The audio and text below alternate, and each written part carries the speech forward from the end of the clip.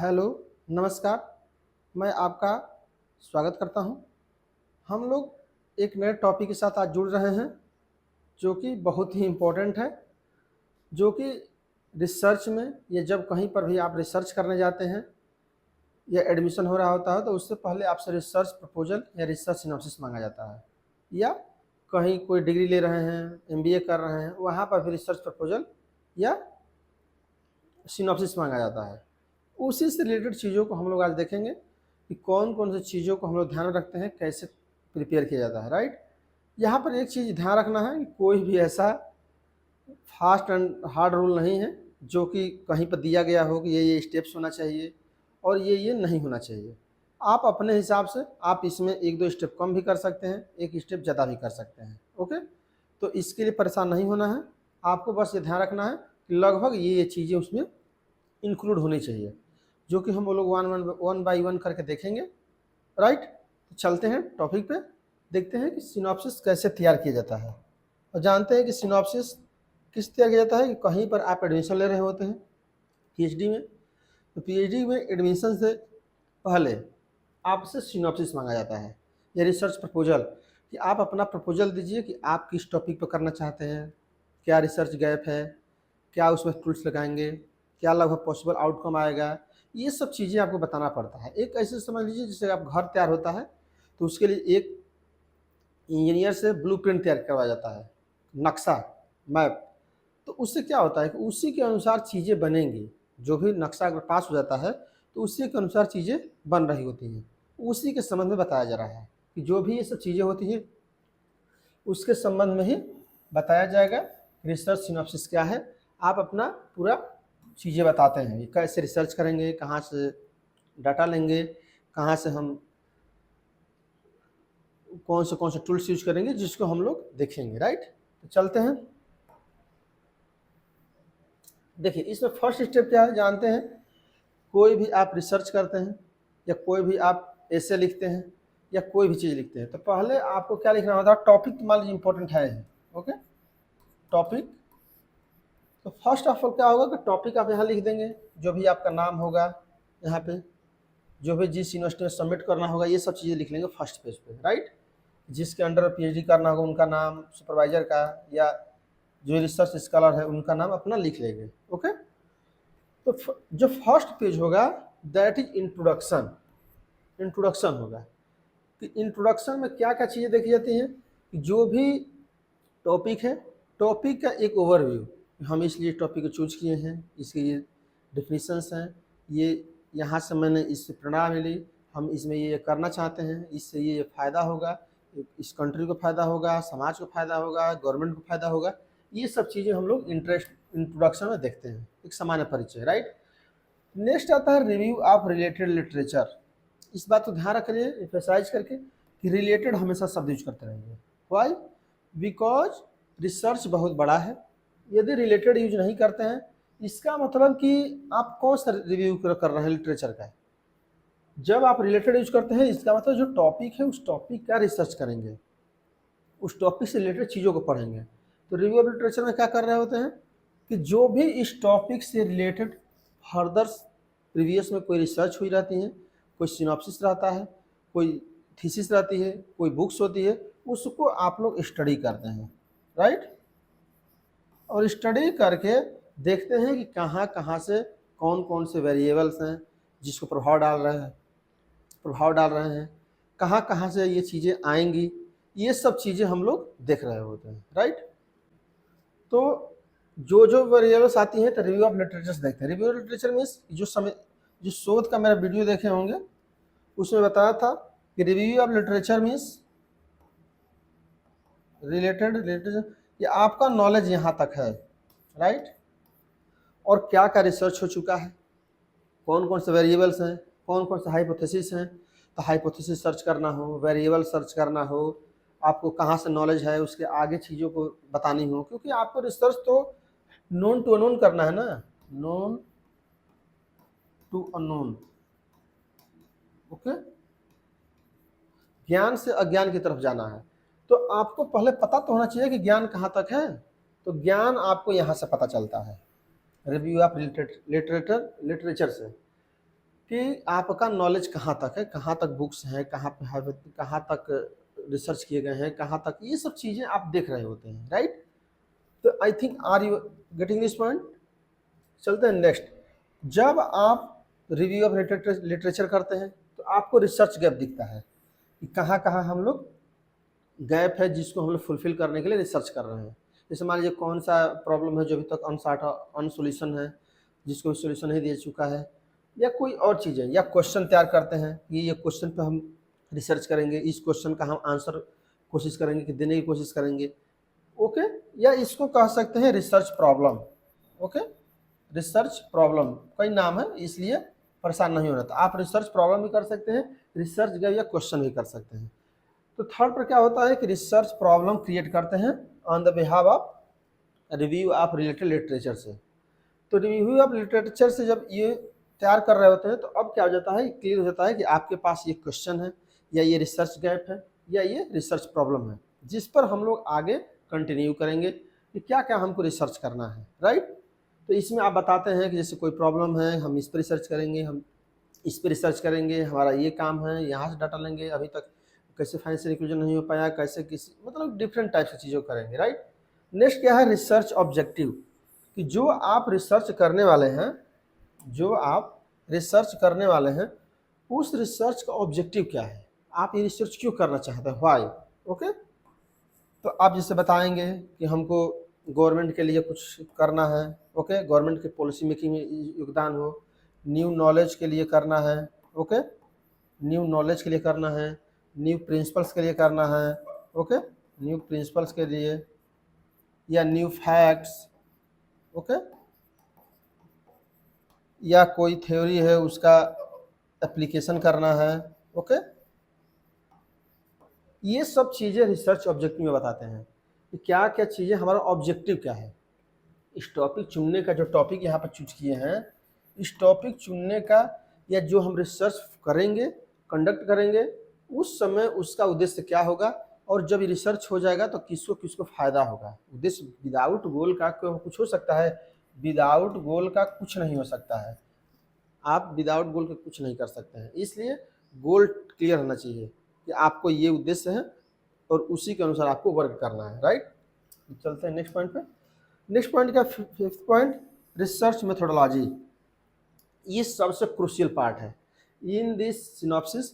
सबसे crucial part क्या है, रिसर्च मेथोडोलॉजी, जो कि सबसे ज़्यादा क्वेश्चन पूछे भी जाएंगे। यदि आप रिसर्च प्रपोजल लेके जाएंगे, रिसर्च सिनॉप्सिस लेके जाएंगे, तो सबसे ज़्यादा क्वेश्चन यहाँ से और सेकेंड क्वेश्चन यहीं से, दो चीज़ें से ही पूछी जाती हैं और कहीं से नहीं पूछी जाती हैं। और ज़्यादा ये पॉसिबल आउटकम है, थोड़ा बहुत प्रोबेबल आउटकम, ये सब पूछा सकता है और कोई नहीं पूछा जाएगा। तो तीन चीज़ ध्यान रखें कि ये और ये लगभग इंपॉर्टेंट है, राइट। तो यहाँ पर पहले रिसर्च मेथोडोलॉजी में जानते हैं, रिसर्च मेथोडोलॉजी में क्या होगा कि जैसे आप हाइपोथेसिस फ्रेम करेंगे, formulation, hypothesis, okay, hypothesis formulate करते हैं। यहाँ पर टाइप्स ऑफ रिसर्च में किस प्रकार का रिसर्च करेंगे, एक्सप्लेनेटरी करेंगे, ओके, डिस्क्रिप्टिव करेंगे, ओके, ये सब चीज़ें आप बताते हैं कि किस प्रकार के आप रिसर्च करेंगे, एक्सप्लेन करने के लिए कर रहे हैं, कि डिस्क्रिप्टिव रिसर्च कर रहे हैं, कि कोई एक्शन रिसर्च कर रहे हैं, ये सब एक्सपेरिमेंटल रिसर्च कर रहे हैं, ओके। ये सब चीज़ों में से कोई आपको चुनना पड़ेगा कि आप एक्सप्लेनेटरी रिसर्च है, डिस्क्रिप्टिव रिसर्च है, एक्शन रिसर्च है, एक्सपेरिमेंटल रिसर्च है, कोई उसमें से आपको एक देखना पड़ेगा। जैसे सोशल साइंस का जो रिसर्च होता है सबसे ज़्यादा एक्सपेरिमेंट डिस्क्रिप्टिव रिसर्च होता है, एक्सपेरिमेंटल रिसर्च सबसे ज़्यादा साइंस में होते हैं, ओके। एक्शन रिसर्च किसी भी प्रॉब्लम को सॉल्यूशन देने के लिए किया जाता है, कोई प्रॉब्लम है, उस प्रॉब्लम को किस प्रकार से सॉर्ट आउट किया जाए, उसके लिए सॉल्यूशन प्रोवाइड किया जाए, राइट। और एक्सप्लेनेटरी में जो कोई थ्योरी है उसको एक्सप्लेन करने के लिए किया जाता है कि कोई थ्योरी पहले से एग्जिस्ट है, वो थ्योरी कितना आज रिलीवेंस है, ओके, इम्पोर्टेंस क्या है, ओके। ये सब चीज़ों के लिए आप एक्सप्लेनेटरी करते हैं, जो एक्सप्लोर कर रहे होते हैं, एक्सप्लेन कर रहे होते हैं। तो ये चार में से आपको चुनना होता है रिसर्च मेथोडोलॉजी में। यहाँ पर यह भी चुनना होता है कि आप कौन सा टूल्स यूज करेंगे, ओके, डाटा कलेक्शन के लिए टेक्निक्स कौन सा यूज करेंगे, ये सब चीज़ों को भी आप लोग ध्यान रखना पड़ता है। हम सैंपल कहाँ से लेंगे, कहाँ से सैंपल लेते समय कौन सा टूल्स यूज करेंगे, जो सैंपल का डिफरेंट टाइप्स जो आगे बताया जाएंगे क्लास में, राइट। तो अब यहाँ पर ये सब चीज़ें हम लोग यहाँ पर डिसाइड कर लेते हैं कि टूल्स क्या होगा, टेक्निक्स क्या होगा, कहाँ कहाँ से हम डाटा इकट्ठा करें, डाटा में हम क्वेश्चनार का यूज करेंगे, शेड्यूल्स का यूज करेंगे या सर्वे मेथड यूज करेंगे, क्या यूज करेंगे। ओके, ये सब चीज़ें आपको रिसर्च मेथोलॉजी में बताई जाती हैं। मीन्स रिसर्च मेथोलॉजी मीन्स कि आप रिसर्च के डिजाइन तैयार करें, इसको रिसर्च डिजाइन भी कहा जाता है। Okay, research design. Okay, research design means कि आप डिजाइन तैयार कर रहे हैं कि हम यहाँ से डाटा लेंगे, ये हमारा हाइपोथेसिस होगा, ये हमारा टाइप का रिसर्च है, और ये शेड्यूल से डाटा लेंगे, क्वेश्चनार से डाटा लेंगे कि ऑनलाइन फिलअप करवाएंगे, क्या करेंगे, ये सब चीज़ें आप इसमें बताते हैं, राइट। और उसमें आपको लिखना ही पड़ता है कि हम टी टेस्ट यूज करेंगे, स्क्वायर टेस्ट यूज करेंगे, कि कोरिलेशन यूज करेंगे, कि डिस्क्रिप्टिव मेथड के अनुसार हम कोई एक्सपेरिमेंट करेंगे, मतलब डिफरेंट टाइप्स की चीज़ों को आपको इसमें बता रहे होते हैं, राइट। नेक्स्ट क्या है, डाटा कलेक्शन। डाटा कलेक्शन क्या है, आप एक्चुअल डाटा कलेक्ट करेंगे। अब डाटा जानते हैं कलेक्ट होगा या तो प्राइमरी डाटा होगा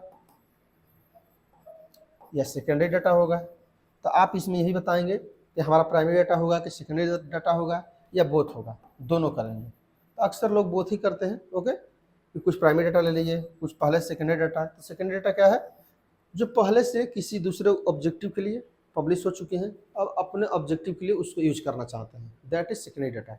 और प्राइमरी डाटा इज कि आप अपने रिसर्च के पॉइंट ऑफ व्यू से क्वेश्चन तैयार करते हैं और उसके अनुसार फर्स्ट ऑफ ऑल जाके आप अपना रिसर्च के लिए डाटा इकट्ठा करते हैं, दैट इज प्राइमरी डाटा। तो नाम से भी स्पष्ट है कि प्राइमरी डाटा हम स्वयं कर रहे होंगे अकॉर्डिंग टू अपने टॉपिक्स, और सेकेंड डाटा कोई दूसरे के द्वारा किया गया होगा, उसको हम लोग केवल कॉपी कर रहे हैं या अपने उद्देश्य के अनुसार ले रहे हैं। तो आपको दोनों चीज़ें बतानी पड़ती हैं। नेक्स्ट क्या है, data interpretation.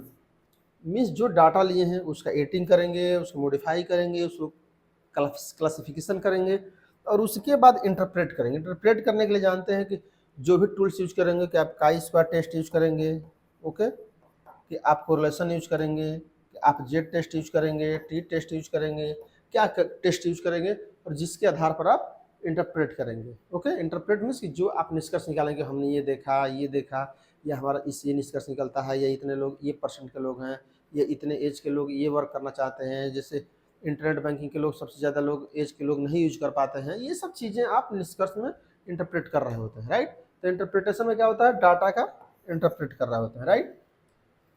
Next, probable outcome.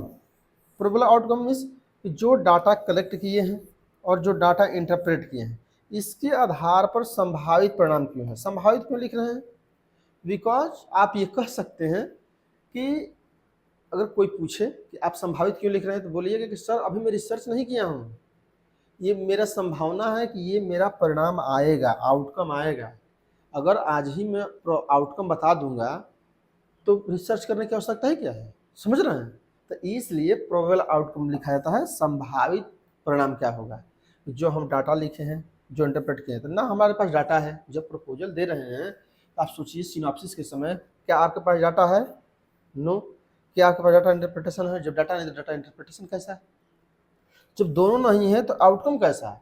तो आप एक एज्यूम करके बताते हैं कि हमसे जब रिसर्च डाटा लेंगे, ये इंटरप्रेट करेंगे, तो लगभग कुछ पॉइंट लिख देंगे कि ये चीज़ें फाइंड हो सकती हैं, ये संभावना है कि ये आ सकती हैं, राइट। जब रिसर्च करेंगे तो एक्चुअल पता चलेगा कि जो हम प्रोबेबल आउटकम लिए थे तो वो हमारा सही है कि नहीं है। सही भी हो सकता है, नहीं भी हो सकता है, क्योंकि अगर पहले से ही लिख दिए हैं तो इसमें तो रिसर्च करने की आवश्यकता ही क्या है। ओके, और यदि गलत भी हो गया तो क्या दिक्कत है, हमको तो पता भी नहीं था उस समय। तो इसलिए इसके लिए परेशान नहीं होना है कि अरे हम तो पहले सोचे तो कुछ और हो रहा है, कुछ और, क्योंकि जब आप रिसर्च कर रहे होते हैं तो पता चलेगा रियल में ना कि आपको क्या हो रहा होगा। तो इसलिए प्रोबेबल आउटकम लिखा जाता है, राइट।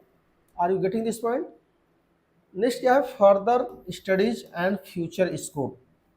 इसमें क्या देखा जाता है कि आप जो इस टॉपिक लिए हैं, तो जानते हैं कि टॉपिक में आप जानते हैं कि एक मैनेजमेंट की थ्योरी पढ़ेंगे, rationality, bounded rationality, sorry, bounded rationality,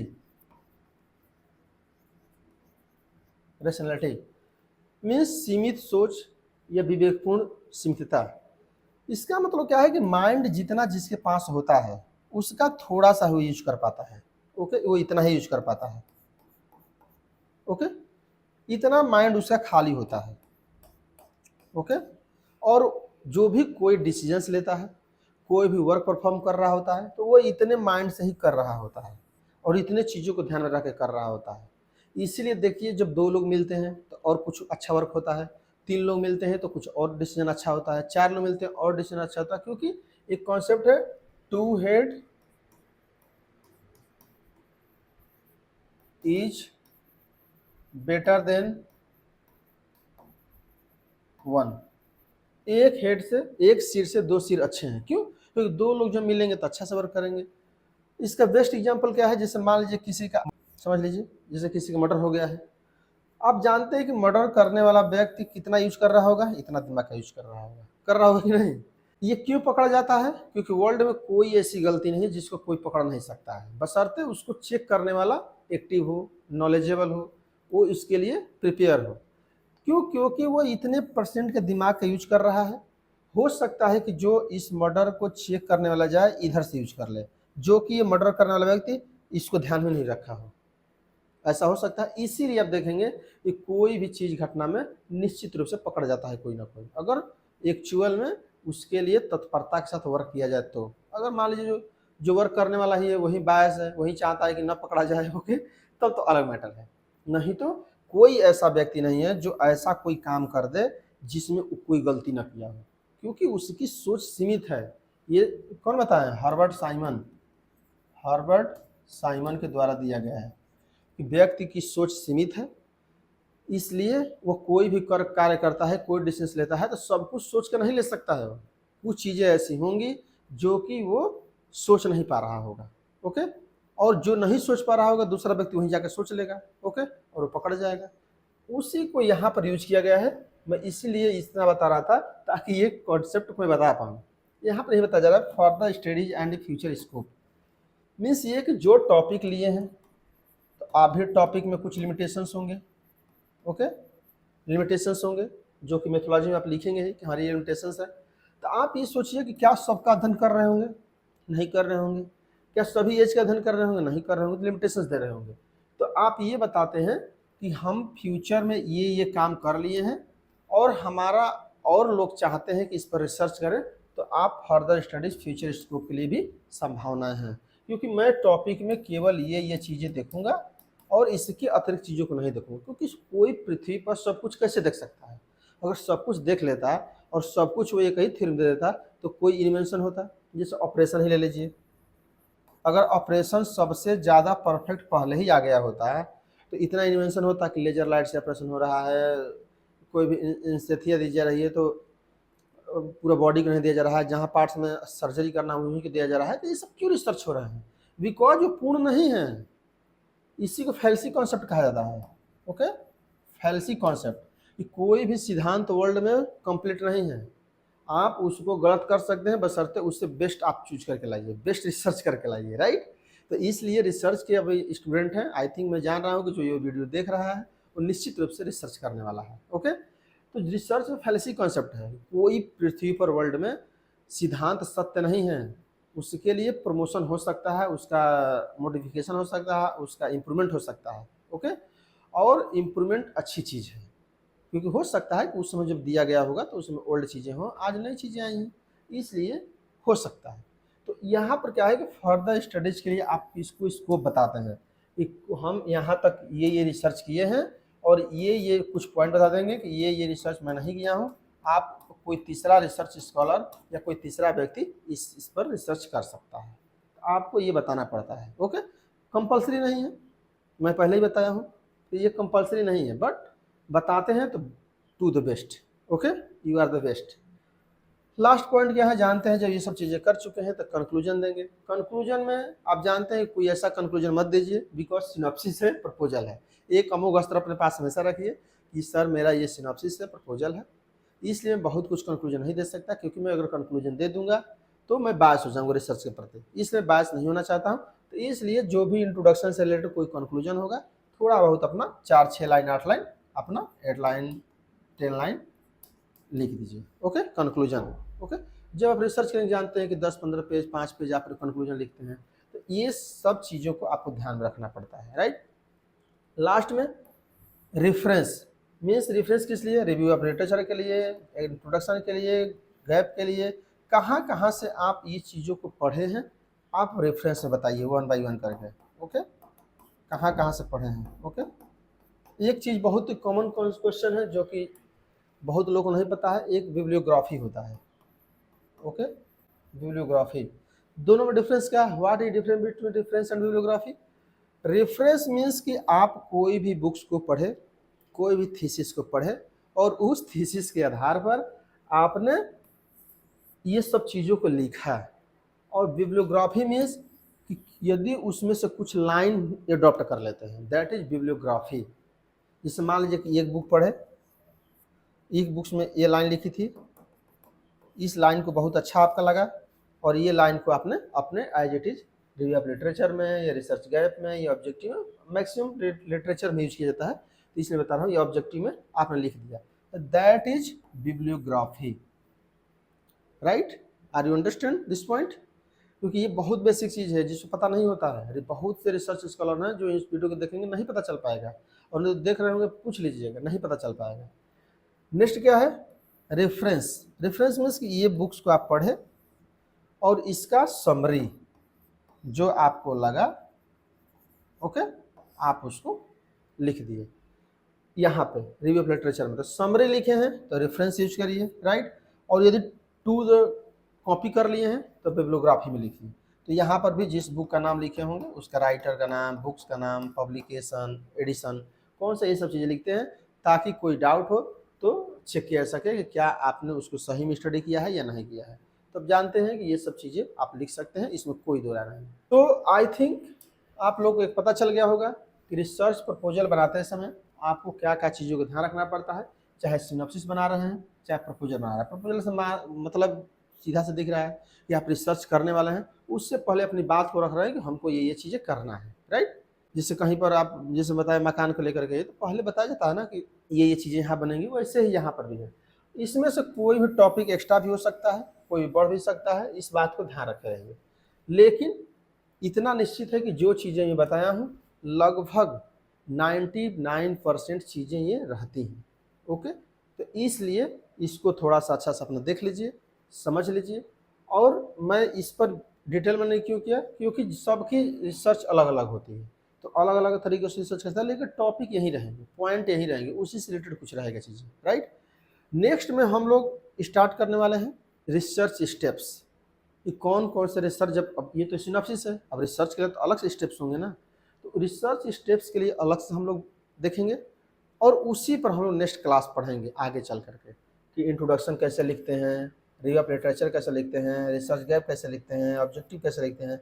methodology तो कम से कम 10-15-20 क्लास चलेगी क्योंकि उसमें टूल्स, टेक्निक, सैम्पलिंग सब कुछ बताएंगे, तो ये उसके बाद हम लोग पढ़ेंगे, राइट। तो यहाँ तक केवल टॉपिक्स को समझ लीजिए, राइट। नेक्स्ट में हम लोग रिसर्च स्टेप्स देखेंगे कि how to conduct a good research, and उसके बाद उससे डिटेल्स वन बाय वन करके पढ़ेंगे, राइट। तो वीडियो को यहाँ पर समाप्त करते हैं। आई थिंक आप लोगों को वीडियो से निश्चित रूप से वैल्यूएबल कोई जानकारी मिली होगी। अगर वैल्यूएबल जानकारी मिली होगी तो वीडियो को शेयर करिए, लाइक करिए, सब्सक्राइब करिए। Thank you for watching.